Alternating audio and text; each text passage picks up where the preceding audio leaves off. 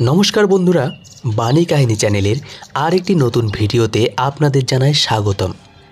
হিন্দুদের পৌরাণিক কাহিনীগুলি যেমন সুন্দর, তেমনই নানা রকম রহস্য ও রোমাঞ্চে ভরপুর। এই কাহিনীগুলি শুনতে অনেক মানুষই খুব পছন্দ করেন। তাদের উদ্দেশ্যে এই চ্যানেলের মাধ্যমে আমি বিভিন্ন গল্পগুলি শুনিয়ে থাকি। ভিডিওটি সম্পূর্ণ দেখার অনুরোধ রইল এবং আলোচনা তথ্যপূর্ণ মনে হলে কমেন্টে আপনার মতামত লিখে যাওয়ার অনুরোধ রইল। চলুন তাহলে শুরু করা যাক। আজকে জানব হরগৌরীর রাসলীলা সম্পর্কে। একদিন শিব পার্বতীকে নিয়ে একা কাননে গেলেন। জায়গাটা দুজনের খুব ভালো লাগলো। পার্বতী শিবকে বললেন, এমন সুন্দর স্থান তিনি এর আগে দেখেননি। তিনি রাসলীলা করতে চাইছেন। দেবীর কথা মহেশ্বর শুনে বললেন, দেবা, তোমার কথায় আমি খুশি।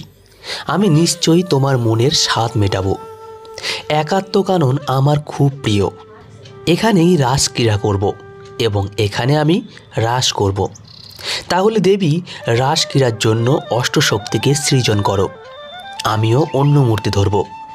16 জনে মিলে এই মহারাসলীলা করব। শিবের কথা মতো পার্বতী বিমোহিনী অষ্টশক্তির সৃষ্টি করলেন। সকলেরই রূপ অতি মনোহর। ঠোঁটগুলো লাল, বাৎসল্যে স্কুল স্তন, নাভিতে ত্রিবলী রেখা। সবার মুখমণ্ডল চাঁদের মতো, অঙ্গে নানা অলঙ্কার, পরনে তাদের দিব্য বসন, সবার ললাটে তৃতীয় নয়ন। সেই অষ্টশক্তির নাম সুকপোলা, মায়ানী, বিন্দার্গা, মোহিনী, অমায়িনী, উত্তরগা, চন্দ্রমা আর শ্রীদার যামিনী। সকলেই অপরূপা দিব্যা মূর্তিধারিণী। অষ্টশক্তিকে দেখে এবার মহেশ্বর সৃষ্টি করলেন অষ্টমূর্তি।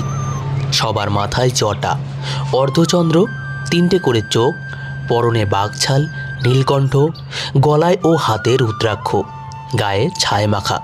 তাদের নাম রুদ্র, সূক্ষ্ম, বৈদ্যনাথ, একমূর্তি, শ্রীশিব, উত্তর কেদার ও ঈশান। এই অষ্টমূর্তি দেখে দেবী খুব প্রসন্ন হলেন। তিনি বললেন, রাসক্রীড়ার জন্য একটি রাস মণ্ডপের প্রয়োজন। হে নাথ, তুমি তা এখনই সৃষ্টি করো। মহেশ্বর দেবীকে বললেন, দেবী উতলায় হও না, অপেক্ষা করো। রাত্রিতেই রাসের মেলা শুরু হয়। পূর্ণিমা রাত হলে তো কথাই নেই, তাই আগামীতে পূর্ণিমাতে হবে রাসের মেলা। দেবী খুব আনন্দিত হলেন শিবের কথায়, কিন্তু মনে উৎকণ্ঠা হতে লাগলো যে কখন সেই পূর্ণিমার তিথি আসবে। কিছুকাল পরে পূর্ণিমার উদয় হলো। মনে হয় জ্যোৎস্নালোকে একা কানন সুন্দর হলো। দুজনেই খুব প্রসন্ন হলেন। হৃদয় অন্তর সাদা করিছে, 3 উভয়ের হৃদয়ে বাসের আবেল হলো। এরপরেই মহেশ্বর রাসমণ্ডল সৃষ্টি করলেন। সেই মণ্ডপের শোভা অবর্ণনীয়। সেই মণ্ডপ দেখে গৌরীও অভিভূত হলেন। মহেশ্বর পার্বতীকে বললেন, এসো প্রাণপ্রিয়ে, অষ্টম হরের সঙ্গে রাসমণ্ডল চন্দ্রের আলোকে অপরূপা হয়েছে। এখনই রাসক্রীড়ার উপযুক্ত সময়। দেবী বললেন, হে দেব, আমার এই অষ্টশক্তির সঙ্গে রাসক্রীড়া করে জীবন সফল করো। দেবীর কথায় ত্রিপুরারী শিব শক্তি গুণে আর নিঃসৃষ্টি অষ্টমূর্তি গুণে সম্বোধন করে বললেন, এক দেবী আর এক দেব। এইভাবে বারবার দাঁড়িয়ে সুন্দর মণ্ডল রচনা করো।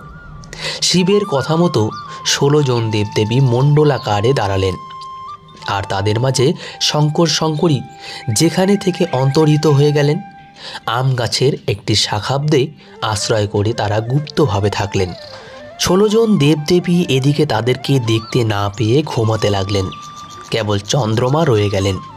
তিনি কাঁদতে লাগলেন এবং বললেন, হে ত্রিপুরারী, তুমি কোথায় গেলে আমাকে ছেড়ে?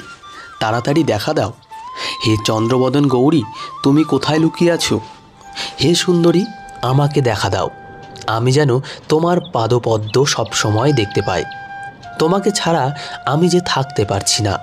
চন্দ্রমাকে এইভাবে কাঁদতে দেখে দেবী আবির্ভূত হলেন এবং বললেন, তোমার ভক্তি দেখে আমি খুব খুশি। আমার সৃষ্ট অষ্টশক্তির মধ্যে তুমিই প্রধান। তুমি যেহেতু আমাকে গৌরী গৌরী নামে ডেকেছ, তাহলে আমি গৌরী নামে ধরায় বিখ্যাত হব। গৌরী দেবীর কথা শুনে চন্দ্রমা খুব খুশি হলেন। এদিকে শঙ্কর যে অষ্টমূর্তি সৃজন করেছেন, 1 যোজনব্যাপী সেই একাগ্রকালীন শক্তিগণের সঙ্গে মহানন্দ নৃত্য করতে করতে শিব শিবা যখন অন্তর্হিত হলেন, তখন সেই অষ্টমূর্তি তাদের অন্বেষণে চলে গেলেন। এক মূর্তি রাসমণ্ডল ছেড়ে যাননি। এর মূর্তি একাই সেই বনে ঘুরে বেড়াতে বেড়াতে পথ হারিয়ে গেলেন। পরে দক্ষিণমুখী হয়ে বিপদ দূর যেতেই তিনি একটা সুন্দর পর্বত দেখেন।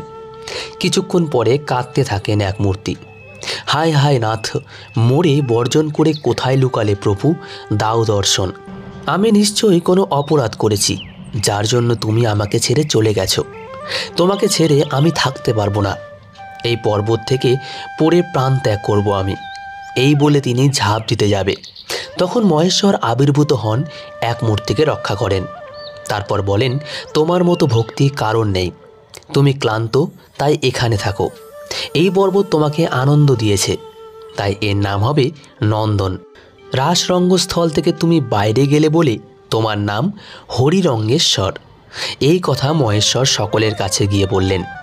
দেবী ও চন্দ্রমার কথা সবাইকে বললেন। আবার শুরু হলো মহানৃত্য। সকলে নাচছেন। ক্রমে ক্রমে রাত্রি প্রভাত হলো। রাসের মেলা তখন শেষ হলো।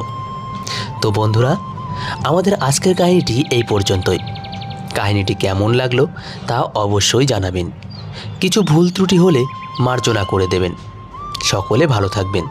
সবাই দয়া করে কমেন্টে জয় শ্রীকৃষ্ণ লিখবেন। ধন্যবাদ সবাইকে। ভালো থাকবেন।